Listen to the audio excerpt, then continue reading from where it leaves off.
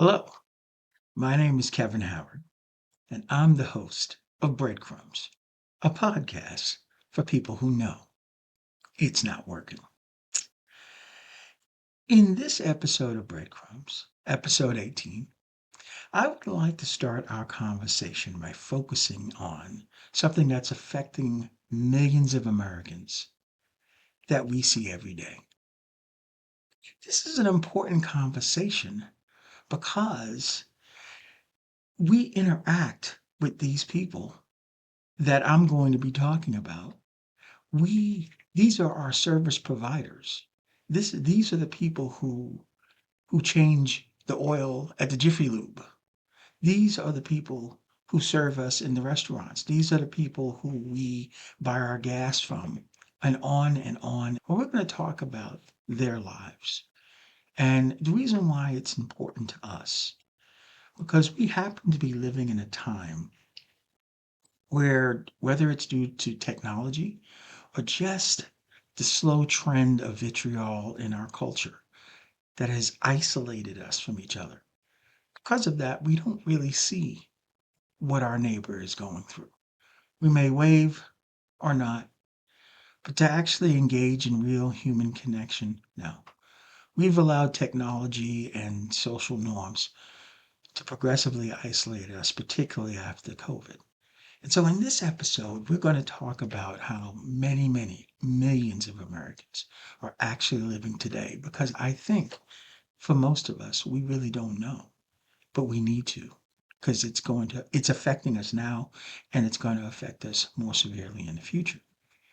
But before we engage in this conversation, we start off with a reminder. And that reminder is all our conversations here on Breadcrumbs are framed within the context of our shared experiences and our shared humanity. And the reason why we do this is to have a wellspring of shared information that we can all relate to, that we can use as a baseline, as a filter to assess individually whether or not the information we discuss in this conversation makes sense, whether or not it resonates with our actual lived experiences. Because it's on that basis that I'm asking you to then trust the information.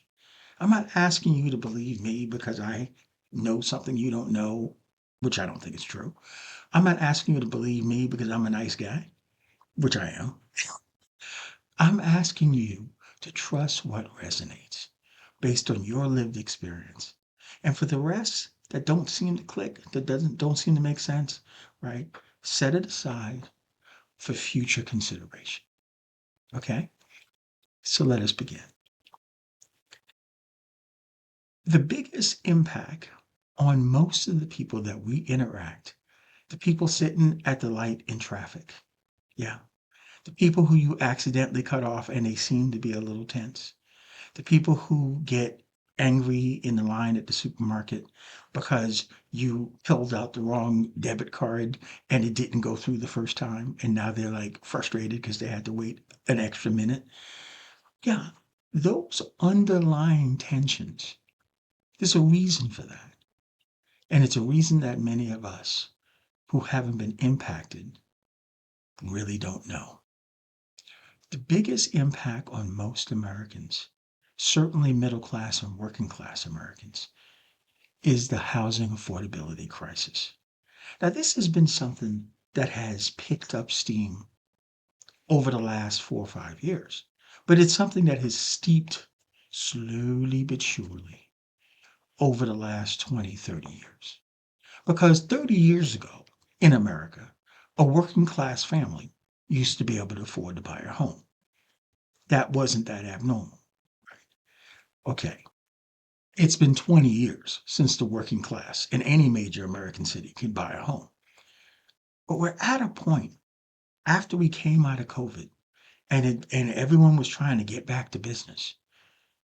A series of events occurred that drove up the price of housing about 30% since January 2021.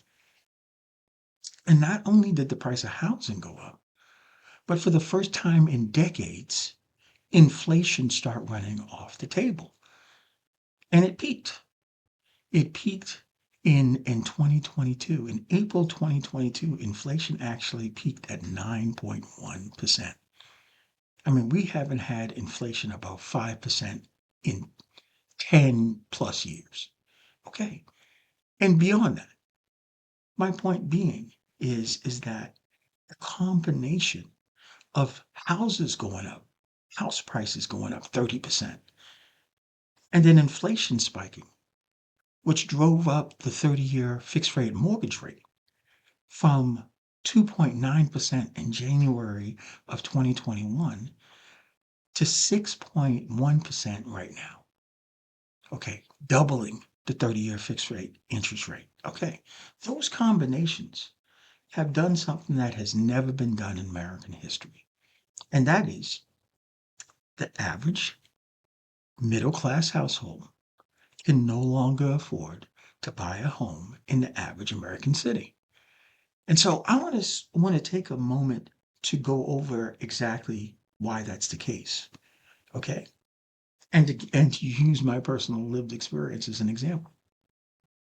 So using current, 2024, 2025 national data, the median household income is $83,730 a year.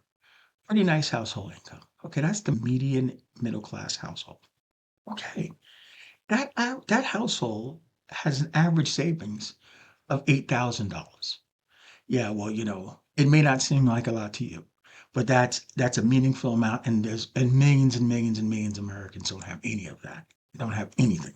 But okay, so that median household has $8,000 in savings on average, and their non-mortgage or non-housing related fixed debt payments on them per month are about $700 a month.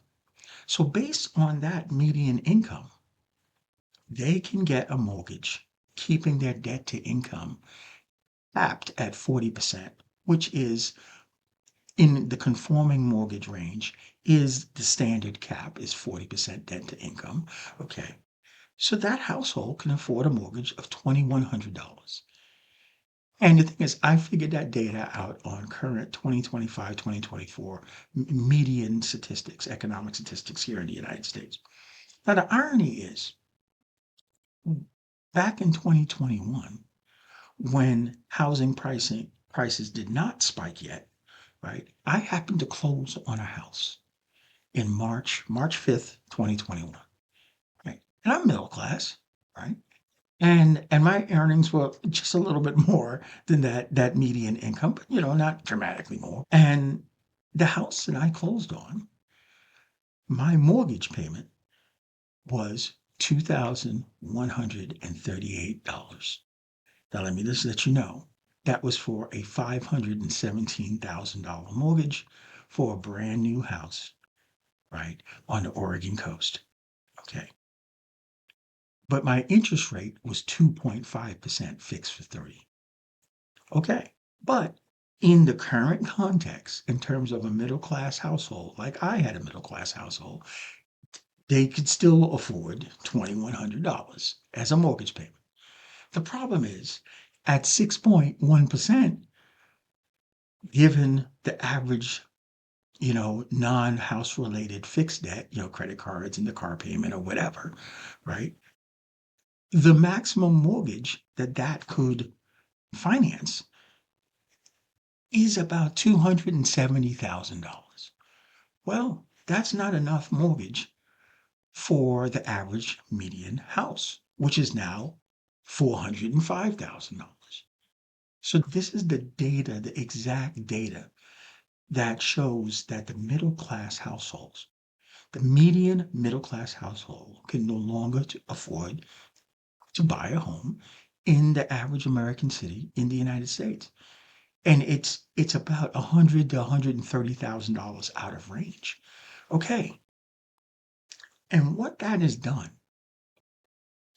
is that has created a whole class of renter who used to be able to afford to buy a house, but can no longer afford to buy a house. And therefore, landlords, people who own rental properties, understand that there's more money that their renters have that do not have an alternative to rental property. And as a result, it's driving rents up. So, ironically, the rent inflation since 2021 has almost matched. I think it's 27.9%, 27.8% versus the houses going up 30%. Okay. Okay. So that rent inflation, yes, the middle class families can afford it, right? Because they have the additional income. But the problem is, of course, they don't get the interest rate deductions. They get no tax benefit, right, for paying what used to be mortgages, $3,000 in housing rent, right? So they're getting raked over the coals for that. But what is it doing to the households with lower incomes than middle class incomes? Okay. And so there's an economic category of those lower income households that we're going to be talking about because they're the ones who are being devastated, right? And that we can just generally call them lower income. Economists have specific terms. It's not working class because that has to do with education and skill level. We're only talking about earnings. So households who earn 200% of the federal poverty level. Okay. And that federal poverty level is based on the size of your family. So the average size of the household who makes 200% of the federal poverty level is three, a three-member household. So we're going to use that number. And so 200% of the federal poverty level for a household of three is about $55,000. Okay, for the household. Well, for the households who earn $55,000 and have appreciated a 28% increase in their rent since 2021, most recent 2023 data from the Urban Institute study indicates that 52.2% of those households are now reporting food insecurity. Yeah, I didn't stutter. 52.2% of households who earn 200% of the federal poverty level or less, which is equal to, for a family of three, $55,000, 52.2% of them are reporting food insecurity. This is when rent eats first. Because what they're demonstrating is that they would much rather have shelter than eat as much as they normally would. Okay. So how many Americans are walking around us facing those kind of choices? Well, according to the 2024 census data, the households that earn $55,000 or less in the United States is 116.4 million. Yeah, 33.9% of the US population. Let's just call it an even third. A third of the US population of that group, 52.2% of reporting food insecurity. I mean, it boggles the mind. But the thing about it is, this is who we face when we're out in public and we're in our bubbles because we're doing fine and we're not worrying about putting food on the table. And so far, we have enough money in the bank to pay the bills and stay housed and everything else, right? You may be talking to people who cutting people off in traffic, too busy to say hi, and this person is worrying about how they're going to feed their children. And that's becoming more and more and more normal. So, of course, this is what's driving so much of the vitriol. Okay. So, yeah, our neighbors, our service providers, fellow people in traffic at the light, many of them are facing food insecurity in America. So, what are we going to do? because we need to do something. Well, I was a banker for 30 years plus, and based on my banking experience, I had an idea to look at existing market tested financial instruments and see if I can find a financial instrument that can help solve the housing affordability crisis in America. And I found one, and it's called the Home Equity Agreement. We won't have to go into the details of what a home equity agreement is, but suffice it to say, the hedge funds created this instrument, and in my view, its targeted customer is a person who used to make an awful lot of money, probably lives in California, and lost that job. And what happened was, in the dramatic drop in income before they were able to get another job, their credit got blown up because they defaulted on credit cards or all their payments fell off or whatever. But because their number one asset was their house, they maintained their mortgage. So they didn't default on their house. But their credit dropped into the 500s because of that problem. So this was a person who can, even though they had a valuable house, they didn't pull the trigger on a home equity loan, couldn't get a home equity loan because they were out of work, right? And now their credit was too bad, right? And so the home equity agreement was designed just to meet that person's needs. And what it was is, so let's say a person had $1 million house in California and they only had a $500,000 mortgage, and they lost their job in Silicon Valley, making $700,000 a year. And now they're doing things on the internet in the garage, and they're only making $200,000 a year. And all the credit cards and their car payment, and everything got blown up and foreclosed and stuff like repossessed or whatever. But they held onto the house. So they got $500,000 worth of equity and no credit and no particular income that would meet new obligations beyond their mortgage payment. Okay. So the hedge fund would lend using the home equity agreement up to $300,000, which brings it up to 80% loan to value. So $300,000 on that $1 million home, right? And it would sit in second position as an equity loan.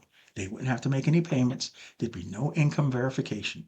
And when they would pay that loan back based on an increase of their future equity in the house. So in this example, that $300,000 that the hedge fund was willing to lend to this person in second position on their home was 30% of the value of the house. So let's say the person recovered their income and recovered their credit, and now they're ready to refinance this home equity agreement in 5 years. Okay, they would wind up paying about 35% of the future value, the value of the house 5 years from now. So after you do all the math, the net is on day one, they were given $300,000. And in 5 years, when they went to refinance the house, they paid back somewhere around $525,000. Yeah, that is a payday loan on your house. I think it's usury. I think it's awful, but hey, it solved the problem. The hedge funds found a way to make some money. They did $1 billion worth of those deals in 2024. Okay. So I took that instrument, the home equity agreement, and that's the great thing about these financial instruments. They're not proprietary. Anyone can use a mortgage. It's a financial instrument anyone can use. Okay. So I took that financial instrument that the hedge funds got to be legal in 32 states in the United States. So that's the other thing. It's already been worked out what it means, what the provisions, it's already been worked out through title companies, what, how to handle it, the whole 9 yards. So it is a market tested financial instrument. Well, I took that agreement and I changed the name to the price gap agreement and repriced it for affordability. And this is how we're going to solve the housing affordability crisis in America. Because what we're facing in America, as I told you, is that the average house went up 30% and the 30-year fixed rate mortgage doubled. So, because the mortgage rate doubled and most middle class households are not paying cash, no, they're putting 5, 10% down or whatever, and then they have a 30-year fixed rate mortgage. That now is 6.1% versus the nice 2.5% that I paid in March of 2021. Okay. So because of that, they can't afford that $400,000 house, the median house out there, right? And so, but they can afford 270, the median household. So there's a gap of $130,000. And that's what my price gap agreement funds. And so here's how this works. So you have a middle class household that has stable income, full doc income verification, conforming mortgage, Fannie, Freddie, FHA, conforming mortgage, credit qualified borrower. And the only reason they can buy a house is they've been priced out. The price of the house has exceeded their capacity to pay the 40% debt to income. So they're otherwise credit qualified. That person goes and gets credit qualified for the mortgage they can afford, 270, but they're short $130,000 in this $400,000 house. So what we're going to do is we're not only going to cover that gap, but we're going to install energy efficient heat pump for heating, for AC, for the hot water heater in the house, plus put solar panels on the house.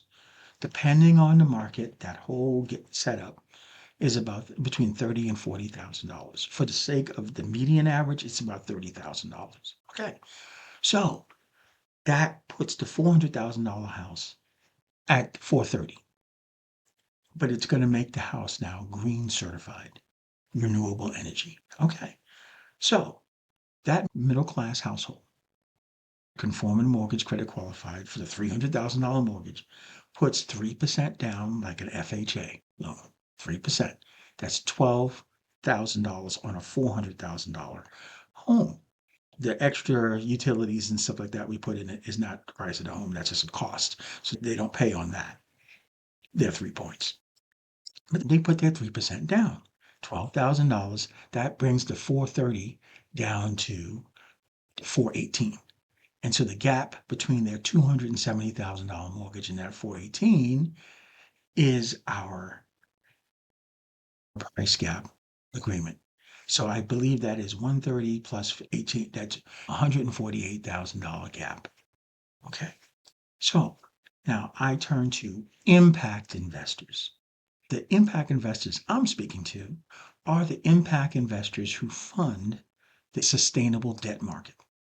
Now, for those of you outside of Wall Street and outside of investing or whatever, the sustainable debt market is a real thing that many commercial banks at their capital desks participate in managing, well, bringing instruments to, where investors agree to accept a lower market return on their investment in order to accomplish two goals. One is a social justice goal, inequality. We have a severe wealth and income inequality problem in the United States.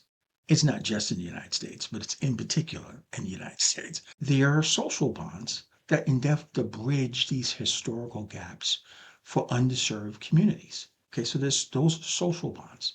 And so some investors are willing to fund these social bonds to achieve a social justice goal, like affordability on buying a house that you could not otherwise afford, and they will accept a lower than market return on investment. The other primary reason is for sustainability. If you want to engage in renewable energy to transition us out of fossil fuels and towards renewable energy to reduce our greenhouse gas emissions, there are investors who say, okay, in order to achieve that, we're willing to invest and receive a lower than market return on investment. So this is the sustainable debt market. And to understand how much money is being willing to put in those two directions, in 2024, the sustainable debt market had total fundings of $1.74 trillion. Yeah, 1.74 trillion. That gives you just a flavor of the amount of capital in this country that have been consolidated in very few hands. They have so much money that they can invest 1.74 trillion at below market rates and not hurt the overall portfolio because yeah, they're making money elsewhere. Okay. See what I'm saying? Okay. So these are the impact investors that I'm speaking to fund the price gap agreement. And so in this case, this would be a dual purpose bond, a bond that would achieve a sustainable goal because now you have a house that's been converted green certified to be sustainable, self-sustaining, renewable energy, energy efficient. Okay. And it's achieving a social justice goal because it's allowing a middle class family to purchase a house in a context where the only reason they don't qualify is they can no longer afford it because the house price went up so high. This covers the gap. Okay. Now, so what does the investor get in this case? Well, the below market return on investment is not going to be the home equity agreement nonsense. That's just usury as far as I'm concerned. It's going to be the IRS break even rate. And the IRS break even rate is between 4% and 4.9% a year, depending on the duration. And so the way we're going to do the price gap agreement is the home buyer must refinance and pay off the PGA, the price gap agreement, no later than 10 years. So they either sell the house by 10 years or they refinance it. So they get to time it however they want. But based on the length of time, the interest rate goes up. And it only accrues, they don't make any payments on the price gap agreement. So the investor is patient money. Your money is parked no more than 10 years. But the longer it is in that period, the higher the annual interest rate is going to be. The benefit of using the IRS break even rate is there's no tax, there's no subsidy, there's no gains to recognize or what have you. Further, if the investor wants to make their investment evergreen, in other words, for it to continue to make housing available to middle class families in the future, they can just, upon the satisfaction, the refinance of their PGA, to extract out the interest that they earned, right, and allow the principal to roll into a new PGA for a new middle class household. Okay, that's an option, and both those things have tax implications and tax benefits for that investor, right? But that's what they get out of the deal. They'll be secured by a credit qualified borrower and a real estate secured. And so that's their deal. But they do achieve both a sustainable goal and a social justice goal. But then there's more. The home buyer, so the benefit that they get is pretty obvious. They're buying a $430,000 house because after we put solar panels on and the heat pumps and the heat water pumps, we're $12,000 down and a $270,000 mortgage payment. Okay. Because the price gap agreement reduces the loan to value below the 80% loan to value, there is no mortgage insurance. That saved them about $160 a month. Because the house has solar panels and is green certified, energy efficient, they will be paying state minimum utilities. Some states don't have a state minimum. Washington State, I believe, is $10 a month. And so typical house utility bill between 150 and $200, depending on where you live, right? They're only paying $10 a month. So they're saving minimum $140 from that. So between that and the mortgage insurance, that's $300 a month that they're saving. And they're only paying a mortgage payment on the $270,000. They're paying a $2,100 mortgage. Yeah, that's what they're paying, right? As opposed to the mortgage that they would have to pay for the $400,000 house. Okay. So these are all the benefits they get. And because the price gap agreement is only paying between 4 and 4.9%, depending on how long the homeowner keeps it outstanding,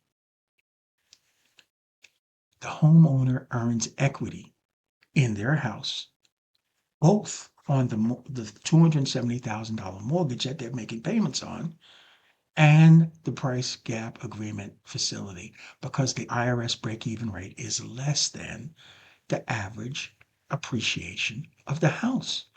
The average appreciation of American housing over the last 80 years is between 5 and 6% per year, depending on where you live. So, what this does is it's a true wealth transfer to that homeowner where they're earning equity for future wealth on all the facilities in their house. It's a beautiful thing. Okay. So, that's the price gap agreement.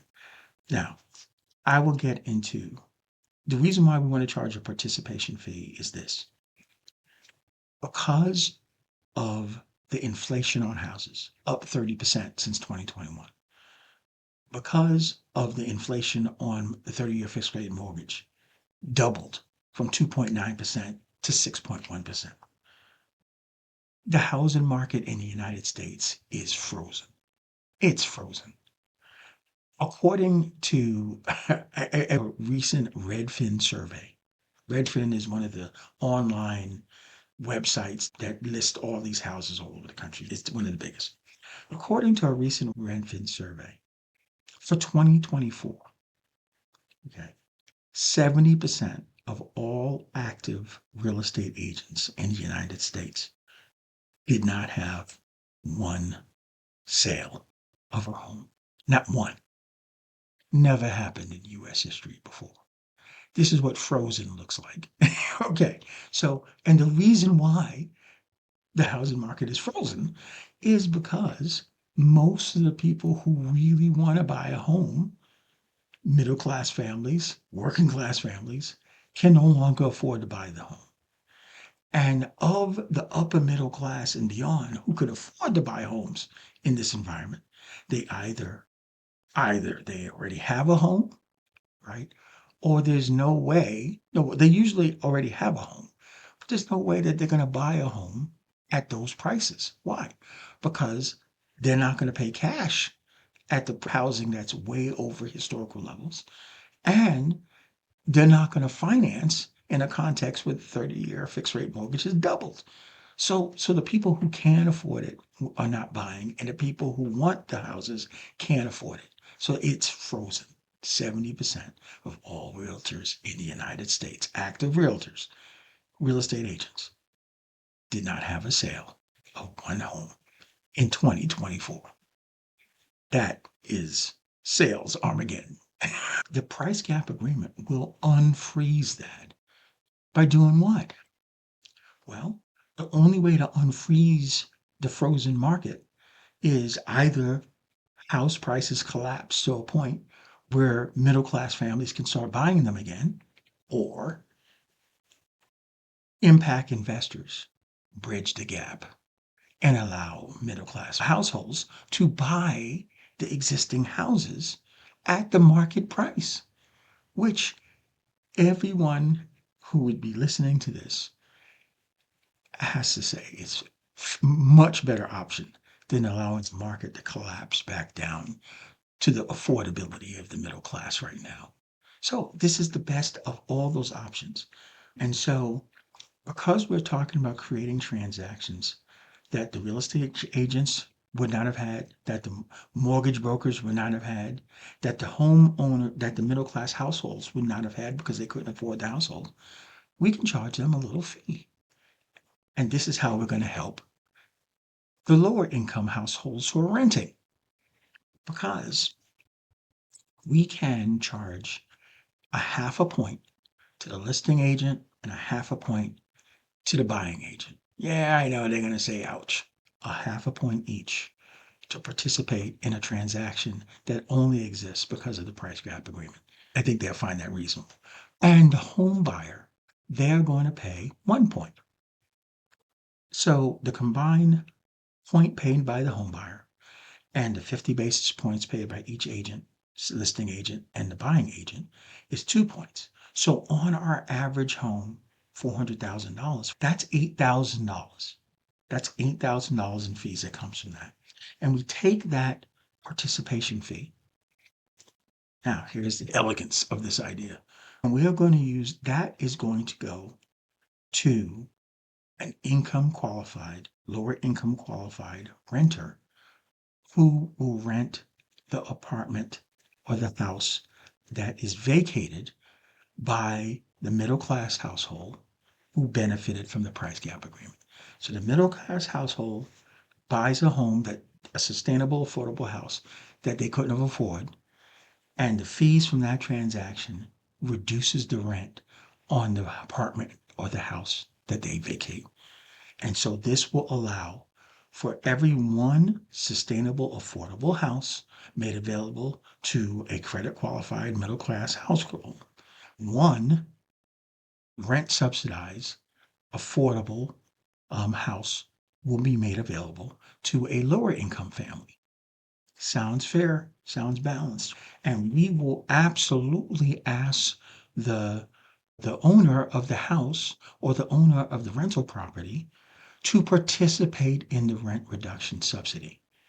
It will be voluntary. They don't have to do it, but there'll be a lot of positive press locally and a lot of negative press locally if they don't. So this is an example of how it will work. So that middle class household was paying $3,000 rent for the rental property that they were occupying before they participated in the price gap agreement and bought that $430,000 beautiful house. Okay, so the $8,000 reduces the $3,000 rent by $670. So that knocks it down to 2330. And let's say the homeowner who rents the property says, okay, I'll participate because we're trying to solve a problem. I'll participate 330. So then what that does is between the fee, the subsidy from the price cap agreement transaction and the landlord who agrees to at least participate with 330, we put in 670, the landlord put in 330. Now that same rental property that was renting for $3,000 goes to a lower income family at $2,000. And for every price cap agreement, another one of those apartments are done. This is how the middle class can help. The impact investor helps the middle class household. The middle class household helps the lower income household. Everyone is helping everyone win, win, win. Okay. Now, this is not just a hypothetical.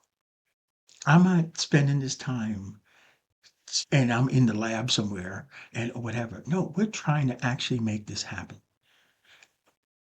To be specifically, there is an exciting new mayor in Seattle, Washington, called Katie Wilson. And she has a great story. You need to check her out.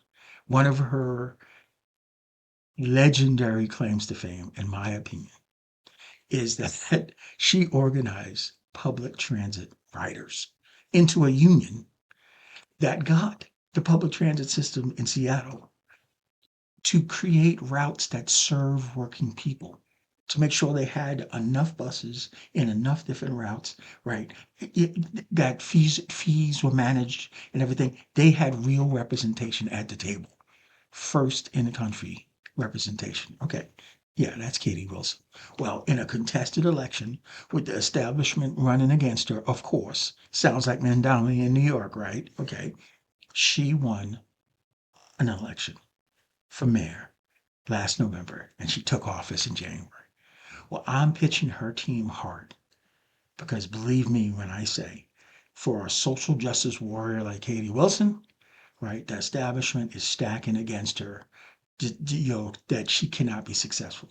And I'm hoping that she's going to be the next Michelle Wu of Boston. Check her out, right? She just got reelected in Boston, uncontested. Way to go, Michelle Wu. I don't know any major city in the United States where mayors are getting elected uncontested, but okay, fine. Okay. Well, that's what we want to do for Katie Wilson in Seattle. But to do that, we need some early wins.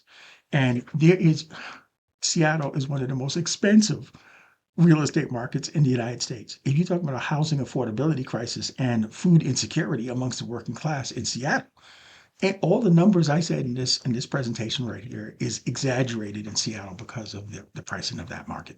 And they're doing everything they can. So I'm pitching her affordable housing policy team and her climate folks on making Seattle a proof of concept city, first in the nation for the price gap agreement. Our idea in Seattle is that we can fund 9,500 homes a year, right? Sustainable, affordable homes in Seattle with a bond through the sustainable debt market, right? And then generate $124 million in rent subsidies that we will be asking landlords to participate in to lower and make rents that are unaffordable now. As I said earlier, 116 million Americans earn equal to or less than 200% of the federal poverty level.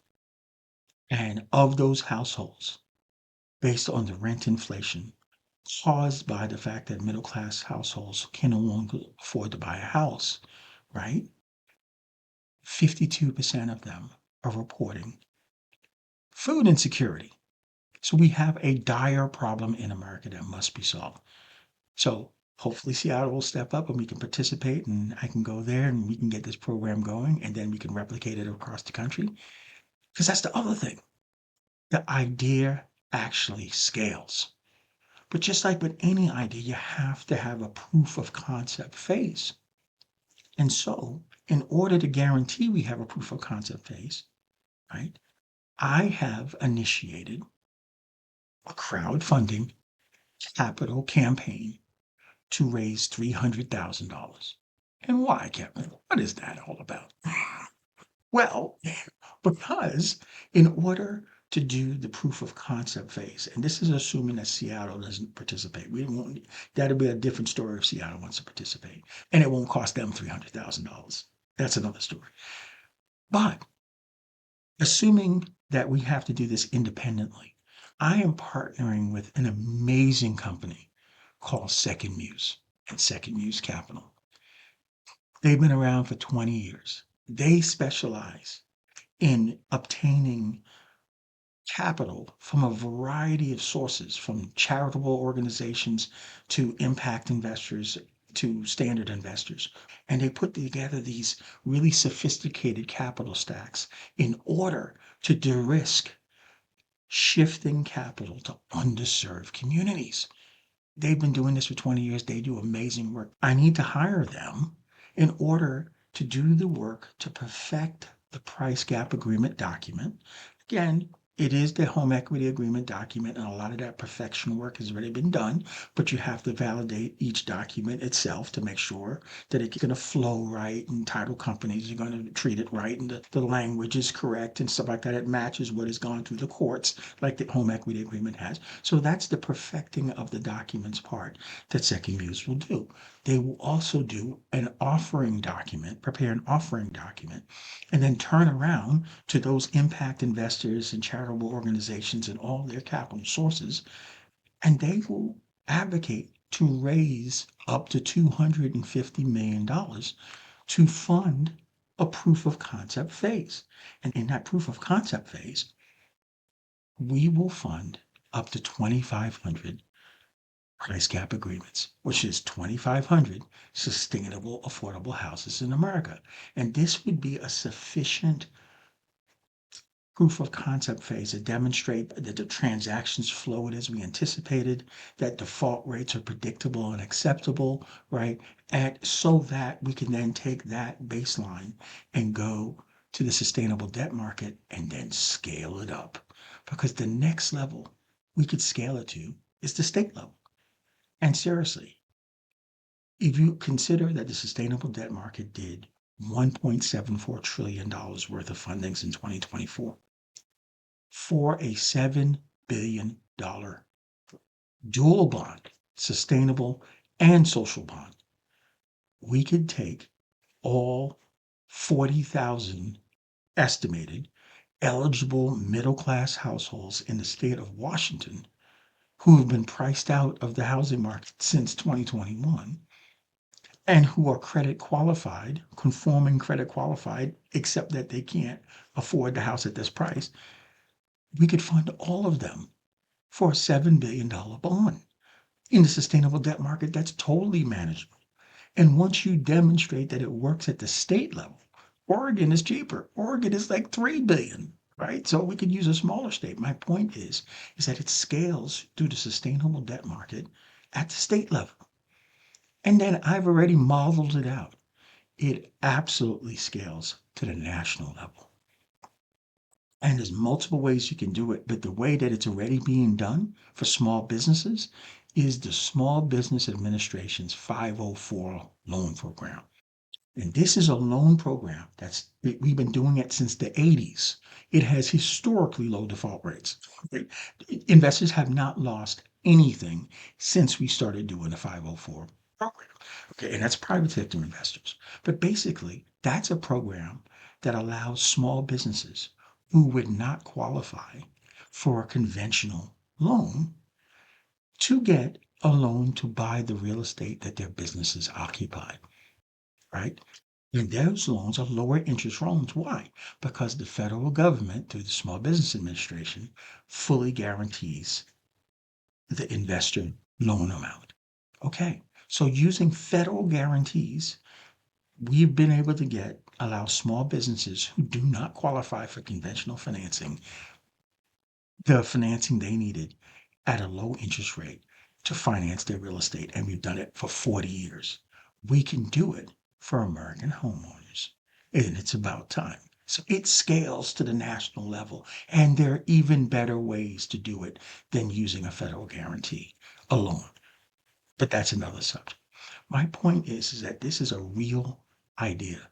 It's tangible. It's credible.